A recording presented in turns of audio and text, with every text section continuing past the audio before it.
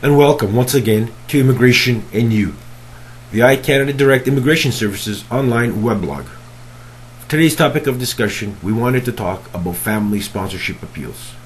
Here at iCanada Direct Immigration Services Incorporated, we deal with a number of family sponsorship refusals. Time and time again, we find that when applications are completed by someone who is not a certified Canadian immigration consultant, this results in Immigration Canada or the visa post overseas refusing the application based on the requirements set forth in the Immigration Act not being met. Once the client approaches us with their file and the refusal letter, we have a few options, such as to either withdraw the application or participate in the appeal process. If we make the decision to appeal, a number of stipulations must be met, including confirming a date with Immigration Canada for an appointment, and to find out what the cutoff date is for submitting any documentation in order to have them considered for our appeal. You should also be aware of deadlines and final notices, since ignoring such details can result in more complications. It is important that if you decide to appeal a case, you seek the assistance of a qualified professional, since the experience of your representative with such matters can make or break your case. Before your alternative dispute resolution, which is referred to as the ADR, it is also very important that you communicate with your counsel and find out how to best prepare for your appeal.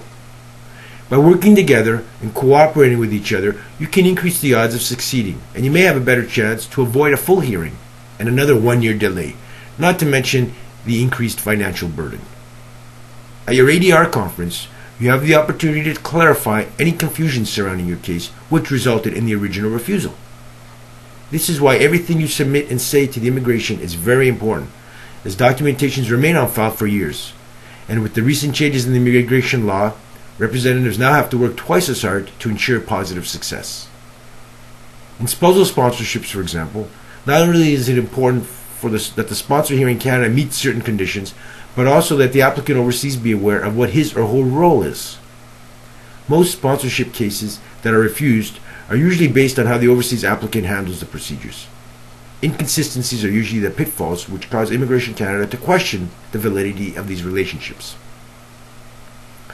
Family sponsorships, such as sponsoring children overseas, are usually refused based on Regulation 117.9D of the Immigration Act and Regulations, IRPA, which states that no foreign national may consider a member of a family class by virtue of the relationship to the sponsor if, subject to subsection 10, the sponsor previously made an application for permanent residence and became a permanent resident, and at the time of the application the foreign national was a non-accompanying family member of the sponsor and was not examined. What this means is that anybody who applies to Canada as a permanent resident must declare all of their dependents to Citizenship and Immigration Canada at the time they submit their own application in order to sponsor them in the future. In most cases, people do not realize how important this stipulation is till it is too late, perhaps 5 or 10 years later. Always keep in mind that the forms you are completing and the advice you are being given will result in a contract being formed between you and the Canadian government, Immigration Canada in this case. To some people, this might appear to be unimportant. However, when an officer investigates any discrepancies and decides to refuse your application based on his or her findings, the burden of proof will be on you, the sponsor, and the applicant to have the decision reversed, as I mentioned earlier in the process, can become time-consuming, very stressful, and costly. Making Canada your home is not as difficult as you may think, as long as you make the right informed decision as to what the laws and procedures are. If you're planning to have family members join you at any time, make sure you are aware of what the steps to take today are to ensure that you don't have to endure undue delays in the future. Remember, prevention is better than the cure. So this was discussing family sponsorship appeals, which we do see a lot of after the fact, like I mentioned. You should always be very cautious when submitting your applications. Cross your T's, dot your I's. Contact a certified Canadian immigration consultant. We here at iCanada Direct Immigration Services are more than happy to assist you with the procedure.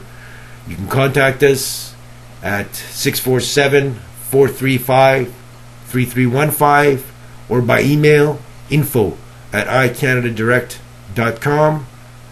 And once again, this has been Immigration and You. Until next time, this session is adjourned.